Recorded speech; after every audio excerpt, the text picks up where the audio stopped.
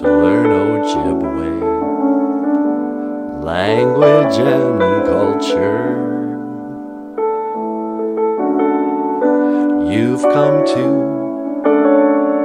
the right place, need you to learn about it all.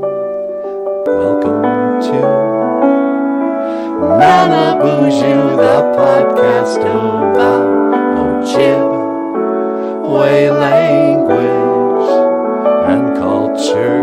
Boozhoo, Nanaboozhoo, the podcast about Ojibwe language and culture.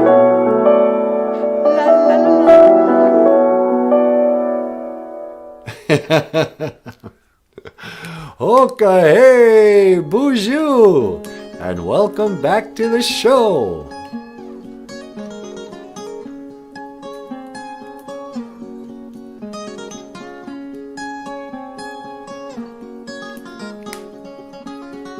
Okay, hey, boozhoo. How's it going, baby? Oh, I'm doing great. You ready to get going? Let's start the show, huh? I think we already have. Hey, boozhoo, Wisani, and Wally Bear. Wally Bear goes, oh my God, am I the first one here? Nope, you're second in class. Let's put a sad face for Wally Bear. No, Wally Bear gets a silver star because he's second. Okay, fine. But Wisani, oh wow, way to be gold star, Wisani. Gold star for Wisani, honey. Okay. And there you have it. BOOZHOO NANABOOZHOO, the podcast about Ojibwe language and culture. We're a traditional Anishinaabe show, you know. Oh, hey everybody, let's tune into Reservation Dogs. What a new idea. Yeah, whatever. Welcome back to the original Reservation Dogs. No, I'm just kidding. So today, Neo Geisha Good. Happy Thursday, sweetie. Hey, happy Neo Geisha Good. Minnewannagozi Neo Geisha Good. Minnewannagozi Neo Geisha Good. Happy fourth day, or Thursday. Today is the fourth day of the week. And this is where we get real traditional. You know, the internet is a buzz. Have you noticed this? What do you mean? People are talking about spirituality. I almost called today's show Gitchi Manadu or God. Which is the one true God? Gitchi Manadu versus Yahweh. Today we'll discuss which is the right religion. What are you talking about? Today we're finally going to put to rest the age-old question. Can an Anishinaabe person follow the Christian path and still call himself an Indian? Can a white person follow the Indian way and still call himself a Chamokaman? I don't know. How much blood has been shed trying to determine, you know, what path you're going to go on? Wally Bear says, I just say the creator. Yeah, I like that one too. I've been kind of saying creator all the time. Because it's sort of Christian. It's very Christian. It's the Christian side of the evolution debate to call creator. It's like, yeah, by the way, this isn't just our word for spirituality or the great mystery. No, this is the individual who created, the original artist, you know, the creator. But I also like Gitchi Manadu, the great spirit. Oh, spirit, it's so spiritual. So, sweetie, to get the show started, would you mind doing something for me? Sure, what do you want me to do? Could you lock on my coordinates here and then teleport me out to the sweat lodge? Well, sure. All right. I'm going to go out to the Medusa to the sweat lodge. And we're going to have Manaduke, a ceremony. Because back in the days of the grandfathers, people who follow the Medewiwin, who follow the traditional medicine way, they always said, make sure whenever you talk about our ceremonies and our sacred ways, you film it, you record it, and you put it on YouTube. I don't know, make some smart aleck jokes along the way. They love that, huh, sweetie? I think it's just the opposite. I heard you're never supposed to talk about it, and you're never supposed to write about it, and you're certainly never supposed to film it. Yeah, me too. And to that I say, says who? Who told you you must never film a, what's that called? When somebody drops a feather at the powwow. Oh yeah, the we'll get you da thing. Yeah, the warrior thing. There's a ceremony that a lot of people do when, if you're at a powwow and you drop a feather, they go, hikes. You dummy, you dropped a feather. Now we got to get the warriors to come out here. Got to stop everything. Ladies and gentlemen, please refrain from filming this part. It is a sacred Manaduke. It's a sacred ceremony. We're going to have to dance around this feather and make a big to-do just to pick it up. Because that's how traditional we are. And then, people all there's always rumors, yeah, man. The spirits, they don't like that. You're never supposed to talk about the secret ways. But then you talk to some of these old American Indian movement guys, some of the elders that are still around who remember the boarding schools, and they go, yeah, I think a lot of our ancestors, our grandparents and that, the traditional, like going on a sweat lodge ceremony and, doing traditional spiritual stuff was so taboo in like the 40s and the 50s that they didn't want to talk about it. You had to kind of talk in secret. Something about the boarding schools made people feel like they were committing a crime. So much so, they even passed a law in the 70s called something like Religious Freedom Act. They said, okay, from now on, it is okay for Native Americans to practice their traditional ways. And all the Indians went, oh, thank goodness. Thank you for passing a law. But the reality was, you weren't really breaking the law. There's no law you're breaking by going on a sweat lodge. Never was. But we were so indoctrinated to feel bad about anything that was pre-boarding school, that I think even the traditional people were like, okay, here. I'm not sure why, but I think Gitche Manadu says never talk about this and make sure you're secret. So, yeah. So there's lots of taboos, lots of ways you can accidentally get in trouble when you're going to a sweat lodge, huh, sweetie? Yeah, But I say to the kids, people learning the way, you gotta relax. It's okay. Gitche Manadu is not out there trying to trip you up. All right, sweetie, you got the spot? Yep, I'm all locked in. You ready to be teleported? Yeah, I sure am. Okay, 1 to teleport. Energize. Energizing.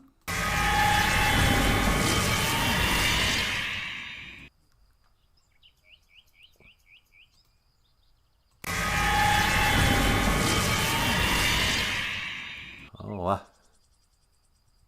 It's really pretty out here. Oh, there it is.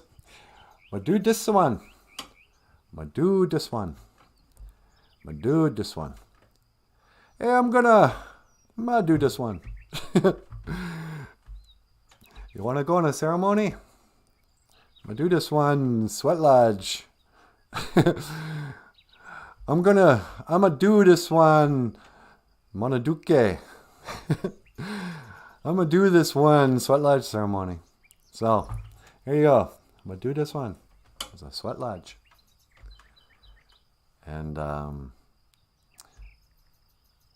if you don't know, this is kind of the spot where traditional people come out and have a good sweat and they pray and they have ceremonies like, you smudge down, you sing certain songs, you'll smoke a pipe, you'll talk to an elder, and there's, like my wet aunt told me, there's hundreds of right ways to put on these ceremonies. The Ojibwe people have their traditions. The Sioux people are kind of famous for having really hot sweats. It's like, oh man, I remember sweating with some of those Dakotas, and they're like, they tell you, okay, hey, it's not a competition here. If you get too hot, you just say door, and we'll let you out. But of course you can't. So you go in there, and they basically heat you up like a pizza. But do this one. So some of the things that people are taught, for a lot of people, they say, oh, make sure that you have that door facing east, to where the sun comes from. Everything starts in the east. And other people are like, yeah, make sure you have that door facing the west, because that's where the sun sets. It doesn't matter if you have RESPCT. Hey, Papa Wagosh is here. Bonjour, Papa Wagosh. We were made to feel that way. Do whatever with respect, and it's all good. Exactly. Listen to your Papa Wagosh. Yeah, so it's in your heart, and your tradition will be however you were taught. Some people, they got passed down a certain way. Your grandpa learned from his uncle. He taught your dad, and dad taught you, or whatever. Maybe it wasn't even in your family. Maybe your buddy brings you along sometime, and you go on a sweat, and then you're learning from their tradition. So, here's a little story I have about the Maduda Swan. Back in the days of the grandfathers, when I was just learning my culture, I was already grown up, and I didn't know much about. I'd been on a few sweats, but I was just starting to learn the language, and I was just starting to kind of seek out elders and go to some manaduke, some ceremony. But my older brother, he knew more than me. He had been sniffing around the old sweat lodge grounds longer than I had, and he knew more about the culture. And so we were going to go on this sweat up in Inger, Minnesota. And then he goes, yeah, when we get up there, you're going to meet the old man Goggle Eye. He's the oldest of the Goggle Eye boys. And he's like 85 years old, and his first language is Ojibwe. And this guy's, he's a real Shinab. And as such, he might take forever to respond to you. Just remember that. A lot of these old Ojibwe speakers, in English, we're fast talkers. We like to, we'll jump right in when we think we know what the rest of the sentence is. We'll cut a person off and answer, But the old Ojibways, they'd listen, and then they'd think about what you said.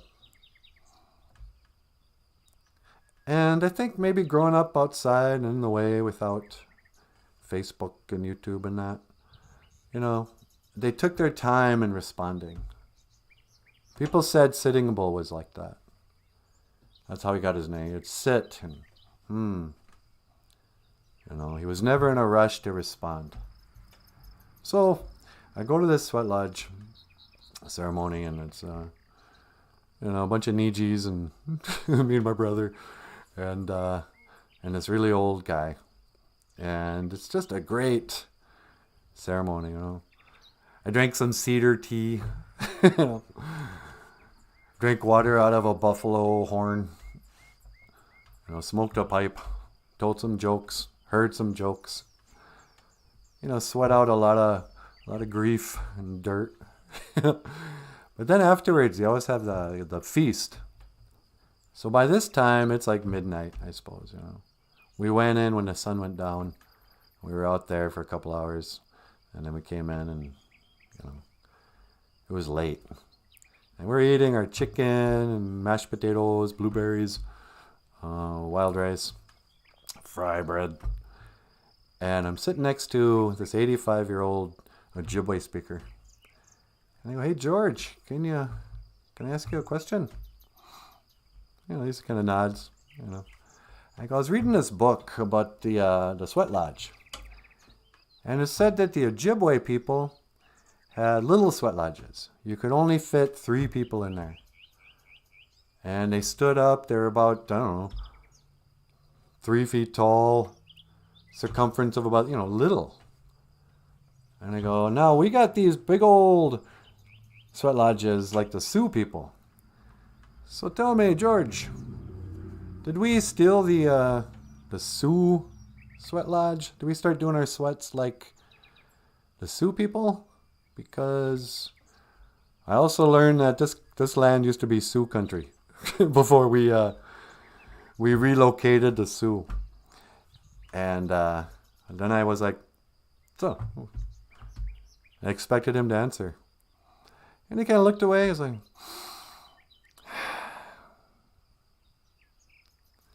and then I knew, this is what my brother was telling me about. The long response. And I waited.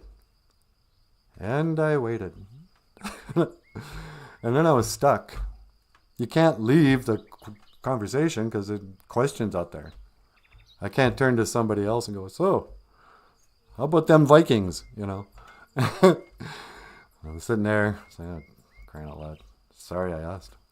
But then finally, he gives me a little bit of wisdom. He goes, "Nah." Because, everybody says we stole our sweats from the Sioux. From the Dakota. He didn't say Sioux, Dakota. Nah. We got the Medusa one from the Finlander Chamokaman. Or no, Finlander Shinabe. That's what he said. The Finlander Anishinaabe. He didn't even call the Finlanders Chamokaman. That's usually what we call white people. Long knife. He called them Finlander human beings. Anishinaabe.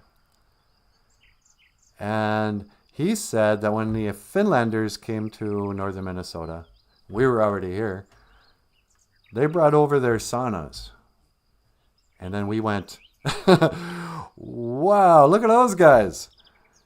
They got the whole family in their sweats. What are we doing making these little doghouse size sweats?"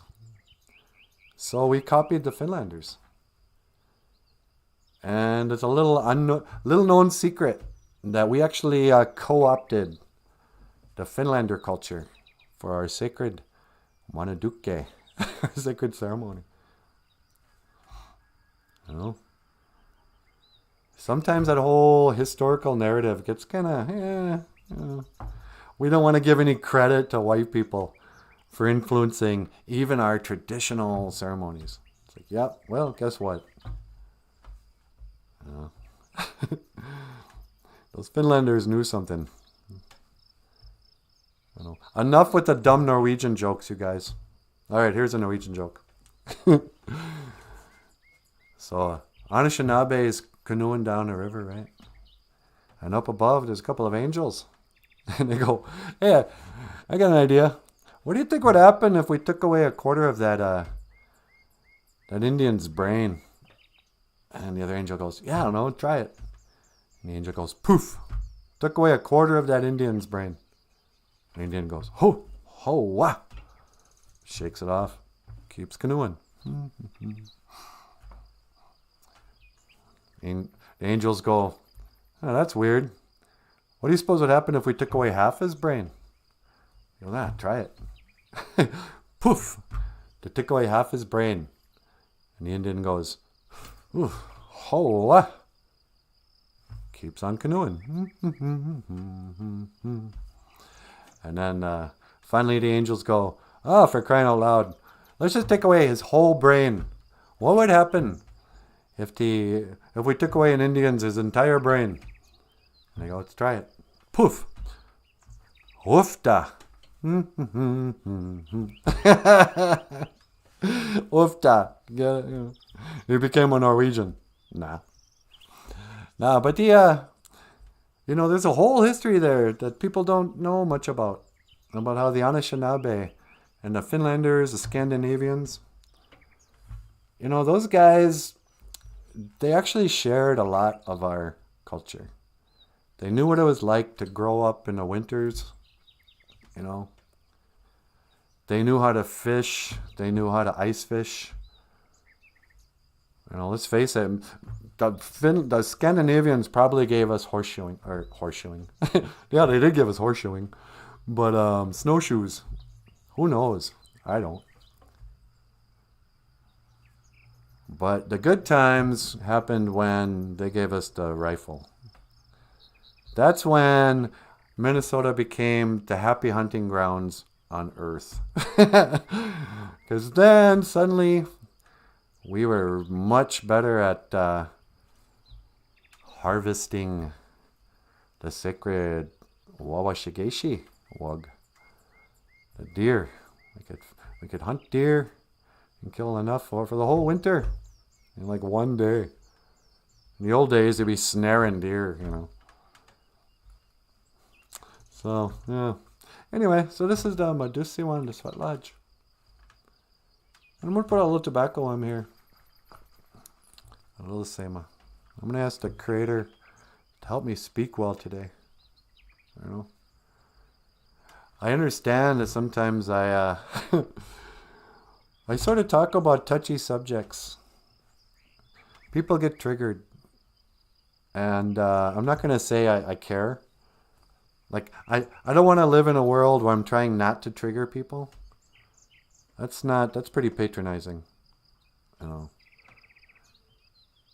Somebody wrote into the BOOZHOO Crew fan page. They were like, hey, once again, there's so much talk about Christianity. You should warn people that this is going to be that because we don't expect it. Like, what do you want, a trigger warning for me talking about Jesus? Are you that fragile? No, that scares me because of my ancestors in the Roman Catholic Church. Easy. You're a big boy and a big girl. You can handle it. All right, so I should pray first because I don't think I'm speaking well. So I got my sema, my tobacco. I'm going to say, Kichimanadu, Odapanan niwi asema. Great Spirit, accept my tobacco. The God we duka wishin menawe nungum. Please, help me to speak well today. Niman wendam ji ayan omanungum. I'm happy to be here today. Mikwach ka iji pamadazian. Thank you for my life. Mikwach bizan da wiag. Thank you for listening.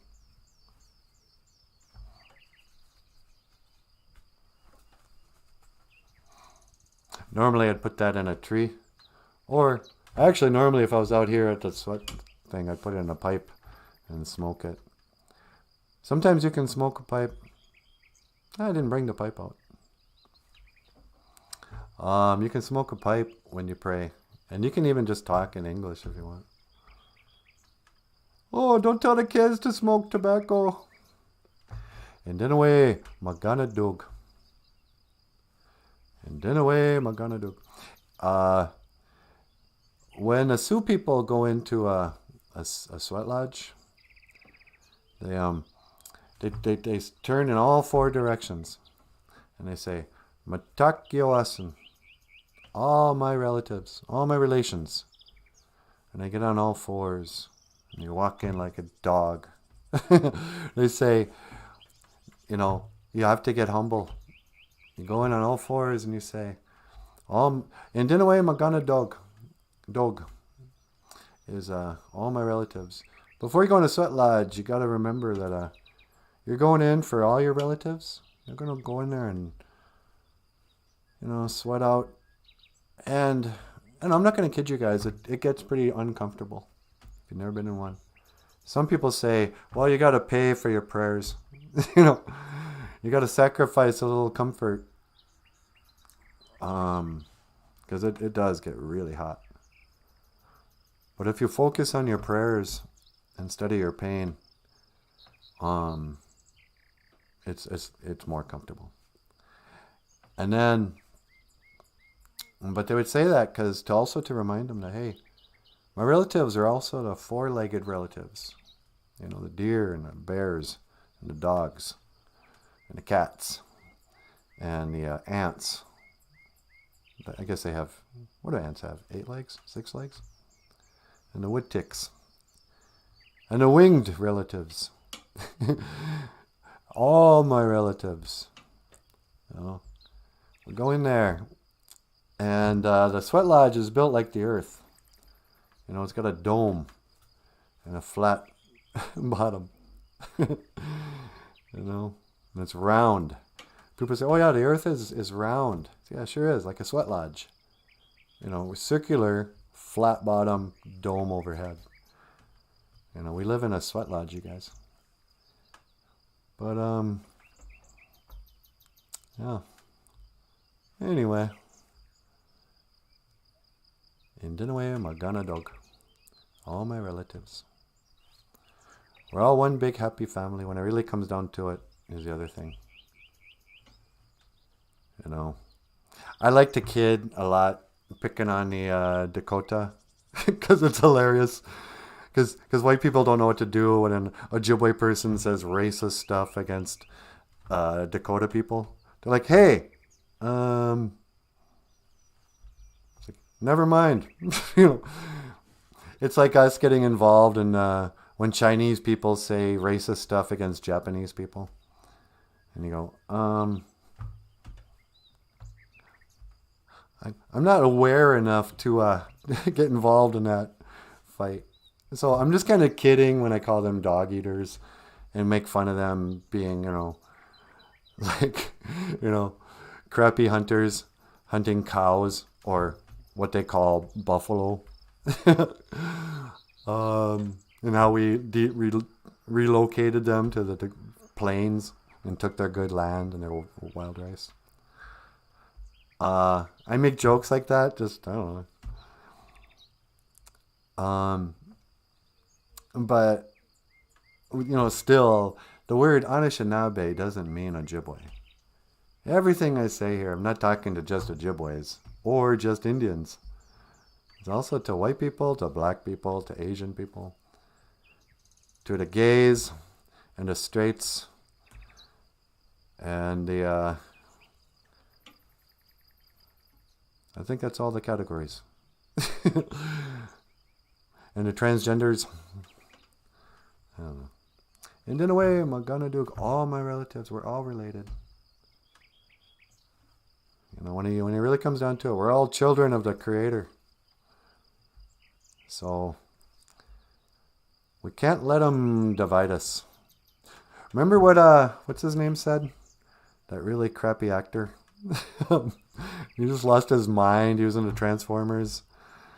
And I think he dated Megan Fox. When Donald Trump got elected, he went and made a video and he was like, he will not divide us. He will not divide us. He will not. What was that guy's name? He's pretty famous for being like a horrible drunk.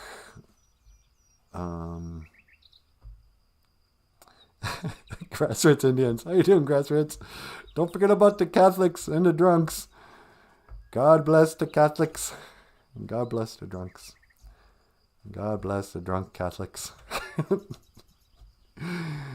Shia LaBeouf. Thank you, Wisani.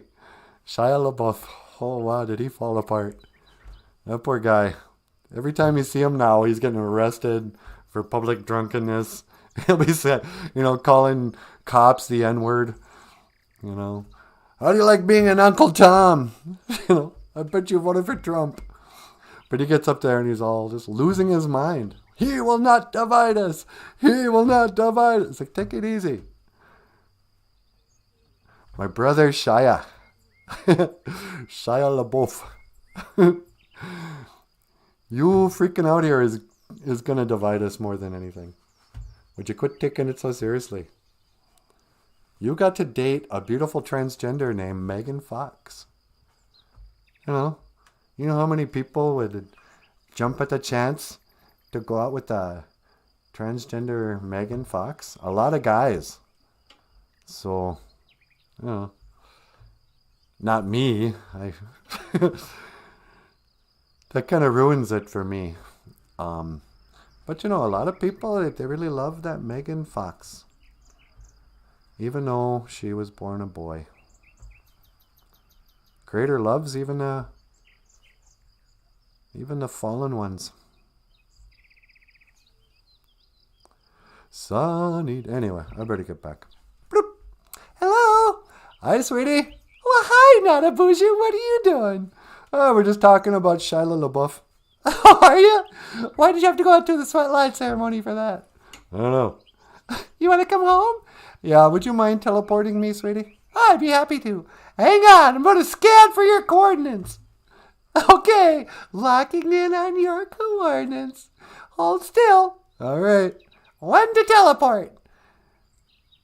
You going to say energize? Oh, yeah, sorry. Energize. Energizing. No. Wait.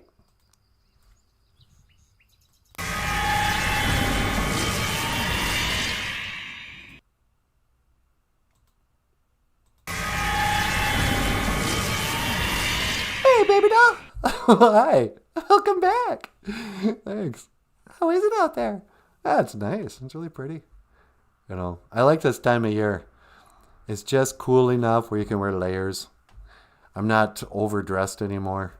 Yeah. And so, it's probably, 55 out there or something.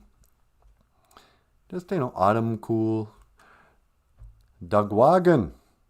Ojibwe word of the day, Doug Wagon. Autumn, fall. It's the what day bug of Jesus, huh, sweetie? It's the leaves changing color, Moon. Yep. What day bug of Jesus. So yeah, so Shia LaBeouf. He kind of lost his mind. Yeah, I know. And so I talked about us all being related. Oh, did you teach the word for all my relations? Yep. I taught him, and in a way, Magana dog. And in a way, Magana dog, all my relatives. Yep. We are family. I got the BOOZHOO crew and me. Let's see who's here. We got Wild Bear, BLT, Black Lab on Toast. That's what I'm talking about. The Dakota. They love their BLTs. Popo Ghost says, feminists are like proximity mines. Anything can trigger them, and they blow it way out of proportion. Yeah. One of my favorite moments in TV, there was a guy debating a feminist, and I think they were both comedians, and I forget the lady's name, because, she was a lady comedian. So, you don't remember because she was terrible. And she was mad about something. And then the guy goes, well, like I always say, sticks and stones may break my bones, but there'll always be something to offend a feminist. And everybody cracked up, except the feminist. She was like, no, right there. Stop. I will not let you cut off this interview with that, How dare you? And then she just proved his point. It's like, would you relax? It's just a joke. You can't take a joke. So, you know what jokes my grandpa liked especially? What? Indian jokes. Really? Yeah. He would never get offended. If somebody said like an Indian joke, like I came home once and I was like, hey, Grandpa, if you're driving on the road and you see an Indian on a bike, why shouldn't you just swerve and hit him with your car? And he goes, why? I go, oh, might be your bike. And he cracked up. He thought that was the funniest thing he'd ever heard. He didn't go, hey, how dare you? We're not criminals. Where do you hide an Indian's welfare check. Where? Under his work boots. Get out of here. These are old. These weren't jokes my grandpa told. These were jokes I told my grandpa that he loved. Because I went to kind of a racist high school. And so I learned some really good Indian jokes. Nah. But everybody, I don't know what it is. People have forgotten that you're not supposed to get offended. That it's they win if they see you get mad. You know, if somebody says something and you get triggered, you know, if somebody says the I word, we're not Indians, we're Anishinaabe, you know. And tell you the truth, this is the other thing. This is my thing with feminists and the left in general, white people in general. They get offended on Indians' behalfs. You know, they're constantly trying to find. That's why, like, the mascot issue is so popular with non-Indian people. They're trying to defend us, you know, because Indian people, we just won't get with it. Somehow, like, Indian people get to have all the privilege of being part of the wokes, you know, privileged class. You know, they love people of color, poor people, oppressed people, people that were, you know, genocided, which we never were. So they're constantly offended on our behalf. But then you talk to an Indian person and they're not even, you know, they're taking their kids to, you know, Mount Rushmore. Like, hey, look at us. Posing next to Paul Bunyan and Babe. Hey. What? It's like, aren't you mad at Paul Bunyan and Babe? He represents the European invasion and the clear cutting of our sacred trees. And Indian people are like, what now? It's like, yeah, man. Do I hear, you know, all their white teachers teaching them about Indian history? Hey, kids, by the way, the white man really dogged you. They stole your land. Yeah, you guys could have had the whole country to yourselves. But thanks to us and my dirty ancestors, you know, somebody's got to finally call out liberal people, leftists. You guys, you got to start respecting your ancestors more. Quit hating your ancestors. There's one big difference. Indian people don't look back on their ancestors and go, well, my ancestors were awful. They you know, they oppressed other people, whatever. But a liberal will look back, yeah, we were slave owners. We treated women terribly. We blah, blah, blah. They hate their ancestors. And it's like, take a good look at yourselves, you guys. Your ancestors are looking at you. Ben Franklin's looking down from heaven. He's like, what? I discovered electricity by flying a kite in rain or something. And this is how you repay me. By bad-mouthing your ancestors, you know. They weren't all bad. And quite frankly, Anishinaabe, our ancestors weren't all good. Ask the Dakota. Anyway. But the reality is, this is the other thing, that divides us. Even when white people are like, hey, I'm taking responsibility for the things my ancestors did to your ancestors. You know what? Why are you telling me? Do you want to talk to my great-grandfather? He's in heaven. You better be good. You can tell him later. But then it just divides us, reminds us constantly, oh yeah, by the way, I come from a different country. You know? Yeah, well, we probably do too. We just don't know because your stupid boarding schools hid any migration story we had pre-1492, you know. I guess I wouldn't know. Popo Go says, a sense of humor doesn't have a color. That's right. White people have no color. So they have no what? I don't know. La la la. Sunny day. Remember that lady? Recently, she got in trouble because she was having her kids say the Pledge of Allegiance to the gay flag. Yeah. And I could care less. I don't care. Except, that's why I didn't get the video. But if you guys saw it, this lady, his teacher, is giggling on TikTok. She's like, so I could barely speak. She's laughing so hard. She thinks what she's about to say is so funny. Everything is just so funny that she's losing control. And she says, oh, I took my American flag down. And so when the Pledge of Allegiance comes up, I say, well, you can say the pledge if you want. You don't have to. And but we don't have a flag. I don't know where it is. But I do. I just didn't hang it up. And then the kids go, well, it seems weird to say the Pledge of Allegiance to the flag and there's no flag. And one kid goes, well, there's that flag. And she moved the camera and there's the gay flag. And then she just cracks up. Like she's just so naughty and it's so funny. And I'm thinking, that's not that funny. What, do you think you're being so mischievous? But I think the thing is she doesn't understand humor. That she just pretends to laugh when she thinks she's supposed to feel. I know you guys no idea what I'm talking about. What am I talking about, sweetie? I don't know. You trailed off. Yeah. Oh. That was ceremony. Oh, here we go. Manaduke.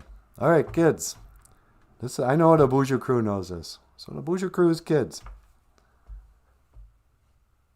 You might be asking yourself, what is a ceremony? What is a real Anishinaabe Manaduke? Well, people have ceremonies all the time. You know, we have these little minor ceremonies. Like your morning routine. You make a little coffee, you bring it in. You turn on the computer, you check your email. You go up, you take a poop. You you know. That's sort of ceremonial. But we have sacred ceremonies. Think about the birthday party ceremony. That's a ceremony. That's a Manaduke. To celebrate, but also to recognize the passage of a year. There's a ceremony that has permeated through many cultures and many families and whatever, where you have a feast for your friends and family and a cake. And a cake really is a ceremonial thing. That's why it was such a big deal when gay marriage got passed and that guy didn't want to make the wedding cake for a gay wedding. He was like, I can't do it. I'm a Christian. This is our ceremony. We have sacred items. You know, you guys have the pipe and the drum. We got a cake. That's a part of our ceremony, our Christian ceremony, the wedding cake. And I don't know. I think the gays got together and beat them up. But our birthdays, we celebrate with the cake.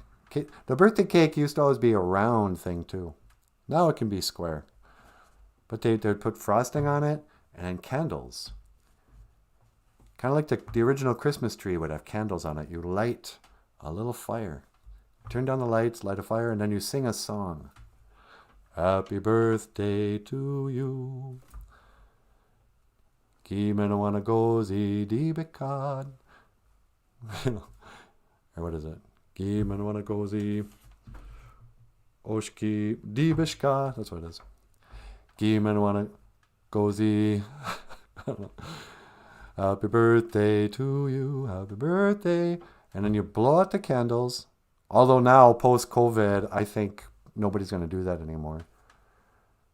You know, here, I just spit on this cake. Everyone have a piece. I'm a year older. You're like, ugh. But you blow out the candles, And everyone cheers. Yay! He blew out the candles. Did you make a wish? I sure did. I wished for, and they go, no, shut up. If, and then here comes the spiritual stuff. You made a prayer. But you can't tell anybody. Because some of these ceremonies, they have secrets. And they go, don't say what your wish was. It won't come true if you tell us. But here, we brought you some gifts. Maybe your wish came true with these gifts. And then if you're lucky, the thing you wished for, you unwrap and go, oh, wow. How did you know I wanted Stretch Armstrong? I wished for that on my cake. I was like, oh, please give me a Stretch Armstrong. And sure enough, one of your buddies comes through for you.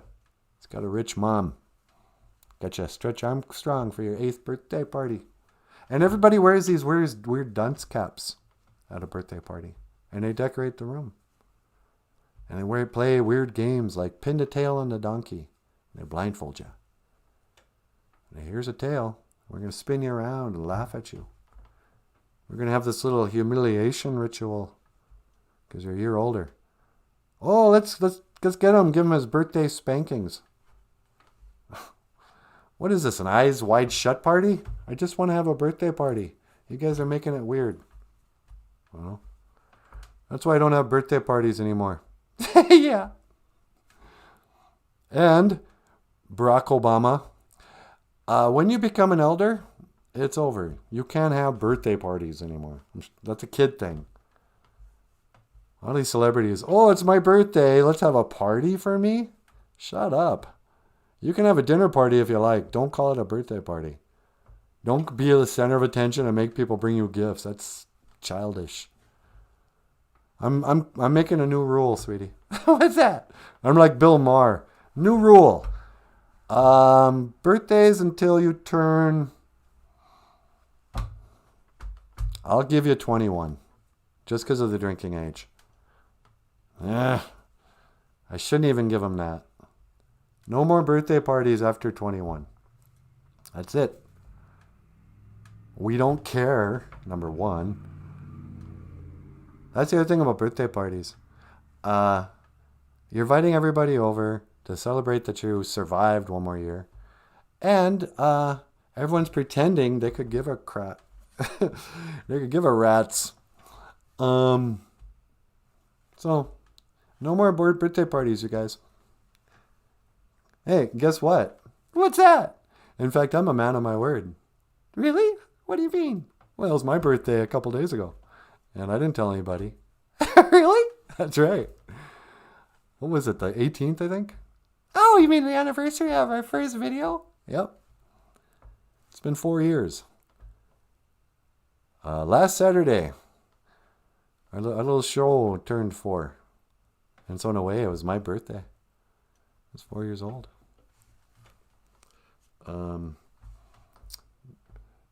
Gimena gozi dibishka. Gimena gozi dibishka. Gimena gozi dibishka.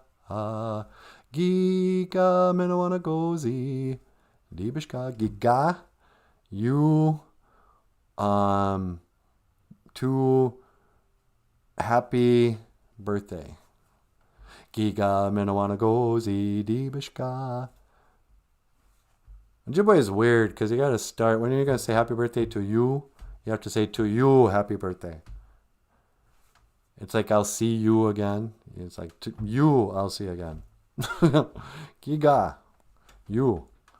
Giga mena gozi, happy.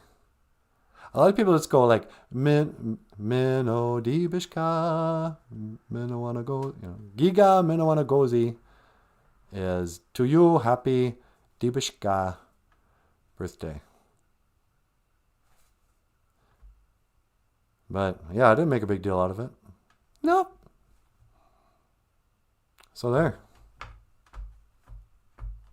What you gonna do about it? Don't threaten the BOOZHOO crew. Whenever I lose, I don't know what to say. I just want to start staring people down. Yeah? Hey, maybe I never loved you quite as often as I should have.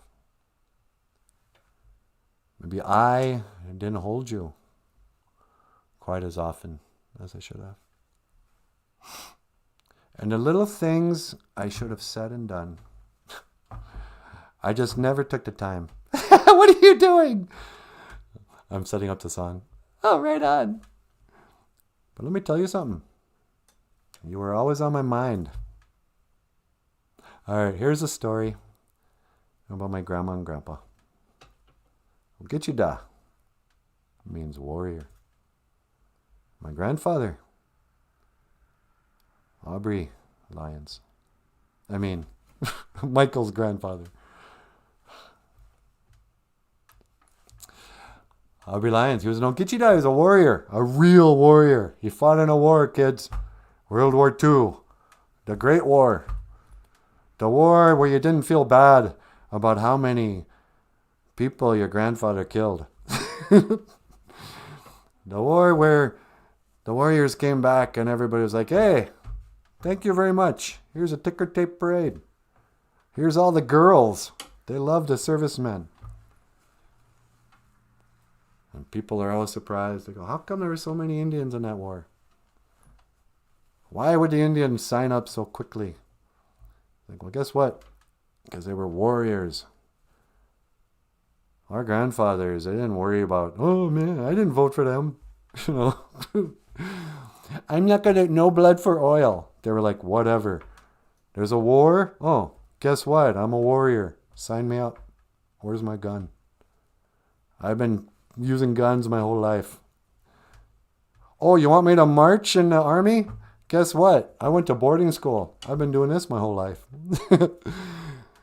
So the Anishinaabes, the Indians, they signed up for World War II, just like my grandpa. And he fought for 3 years in the jungle of the South Pacific, Guadalcanal. Machine gun, snipers, blood. He never talked about it much. But anyway, so he was gone for 3 years after my grandma had a miraculous. What's that called when Jesus? Immaculate conception? Yeah, after my grandma immaculately conceived my dad, my grandpa went to war. And so my dad was 3 years old before he ever saw his dad. And my grandpa was gone. And I got the impression that he didn't write much. And my grandma was all alone for 3 years. Worrying. Not sure if he'd come home alive. Not sure if he even loved her. Because he wasn't writing. Well, she always told me this song was her favorite song. And it made her think of my grandpa. And I often wondered, is this because there was a conversation after he came home where maybe he said these words? And so this is a song in dedication to my grandma, Leona. But it's probably the words that my grandpa, Aubrey, said to her.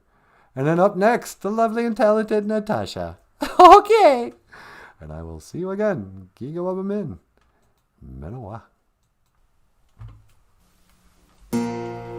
Maybe I didn't love you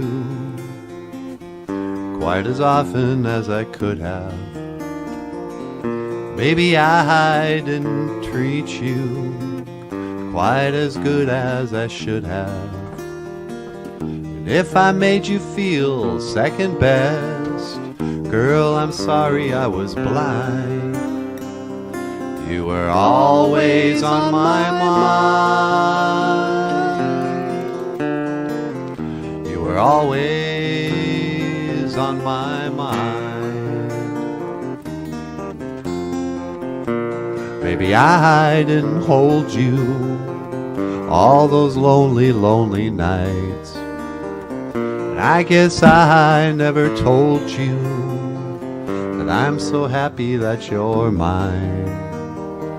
Little things I should have said and done, I just never took the time.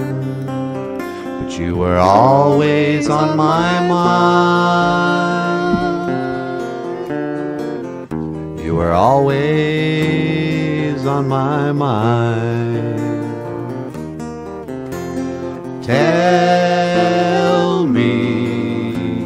Tell me that your sweet love hasn't died, and give me one more chance to keep you satisfied. I'll keep you satisfied.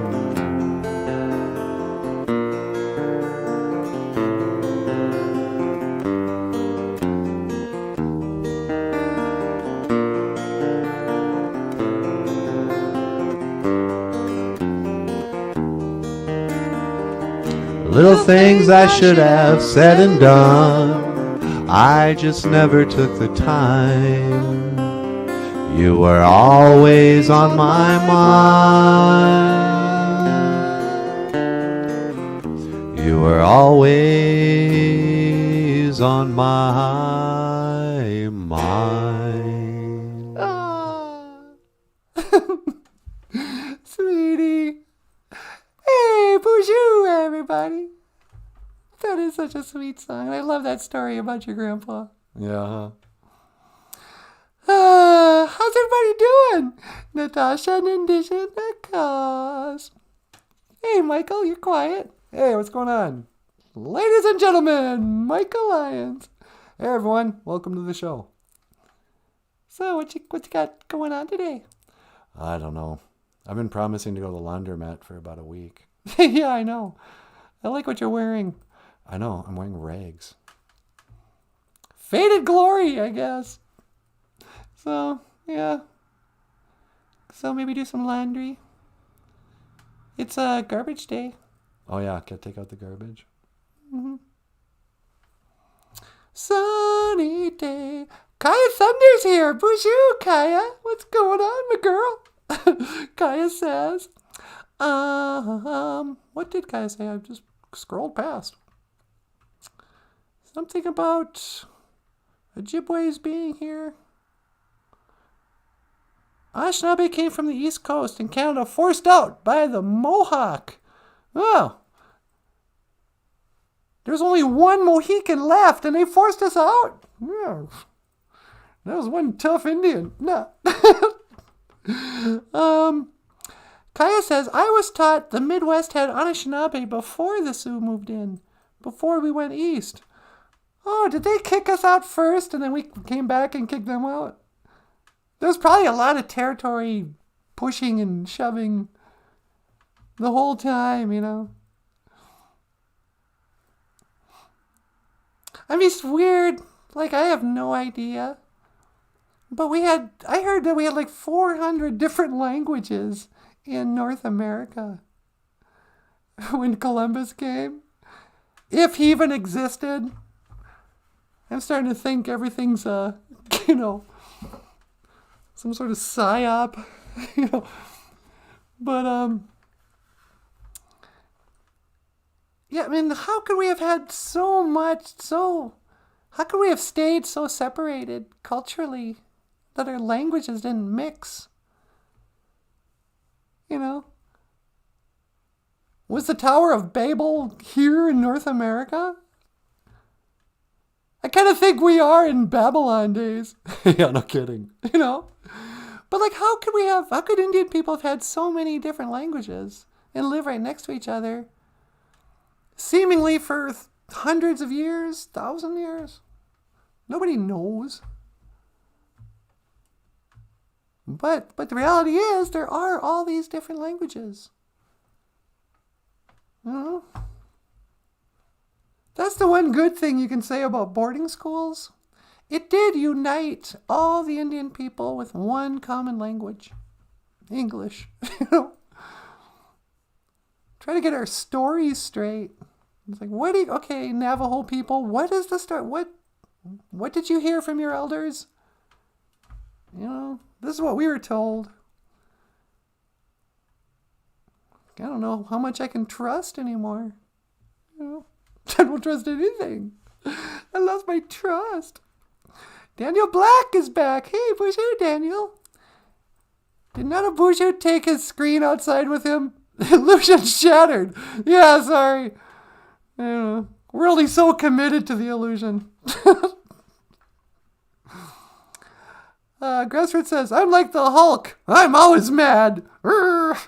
That's my secret. I'm always mad. I see that Captain America is going to be another Marvel character. What? Really? Yeah, he's playing a mutant with telekinetic ability. Yeah, but he was already the Flash, or the Human Torch. Yeah.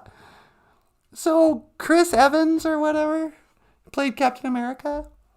You know, he got to start playing the Human Torch on the Fantastic Four. And we were like, oh yeah, okay, he's Human Torch. Then he goes, oh no, I'll be Captain America.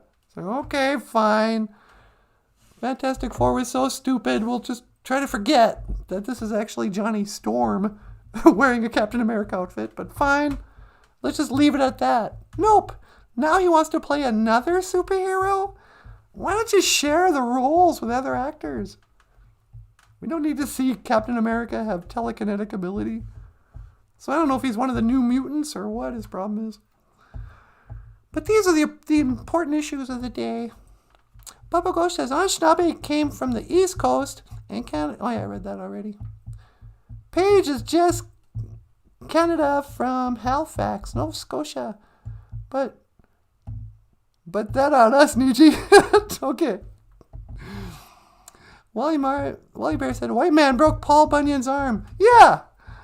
The white people are like mad at Paul Bunyan. Tear down that statue. It's like, hey, take it easy, Antifa. I told you. You don't need to tear down our statues. We like Paul Bunyan and Babe. It's hilariously bad. Let me pull that up for a second. Ooh, here's some magic. How'd she do that? I thought that was hanging on the wall. So Paul Bunyan. And of course,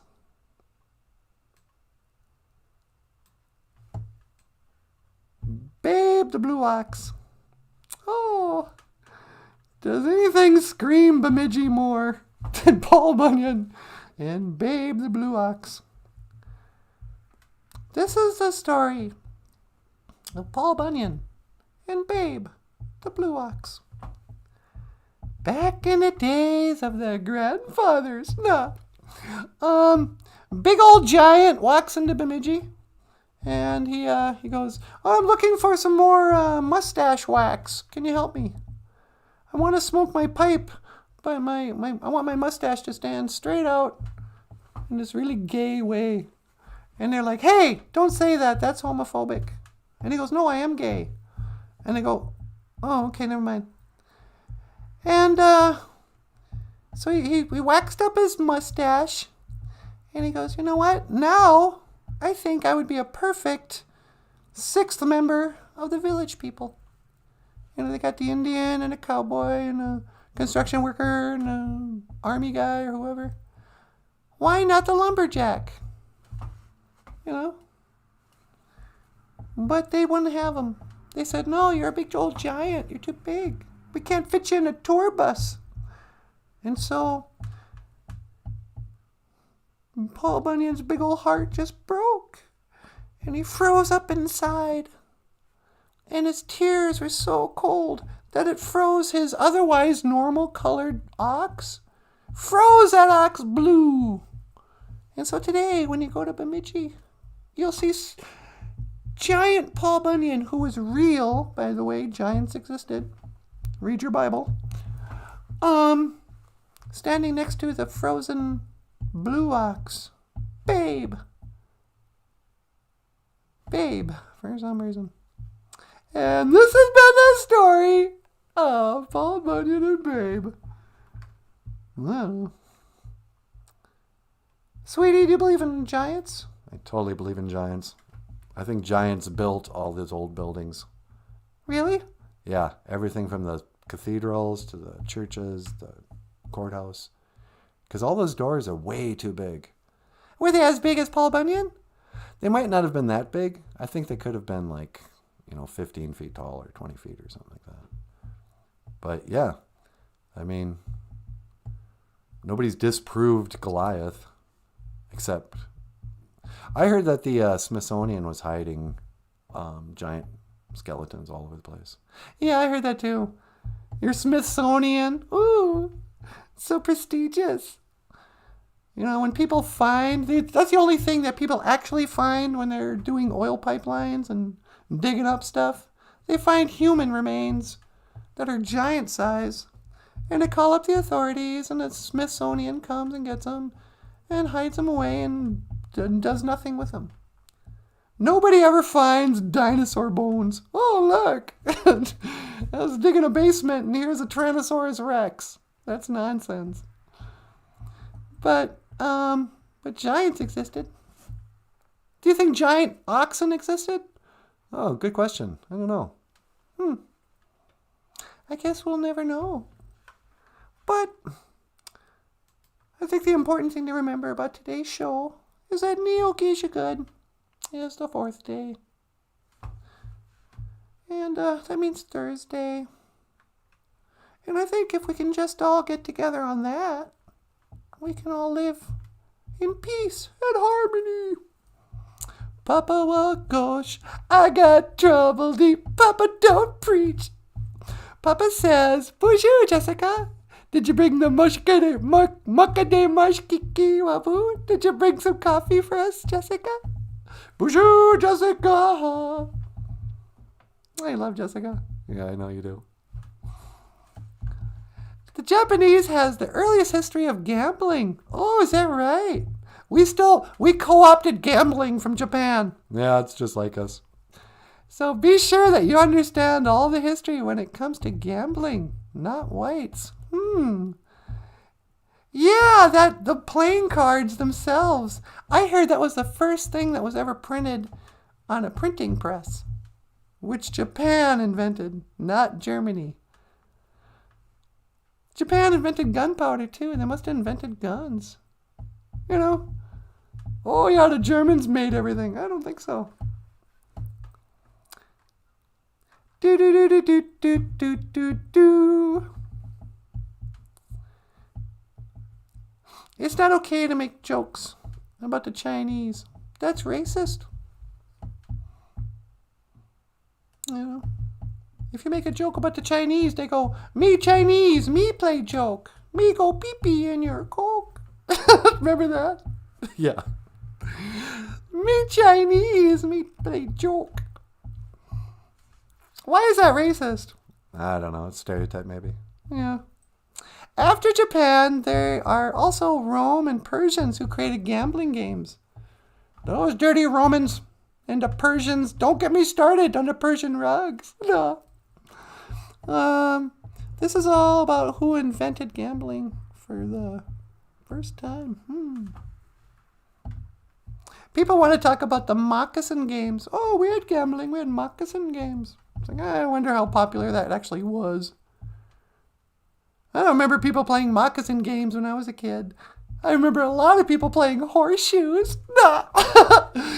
People love to play horseshoes where I'm from.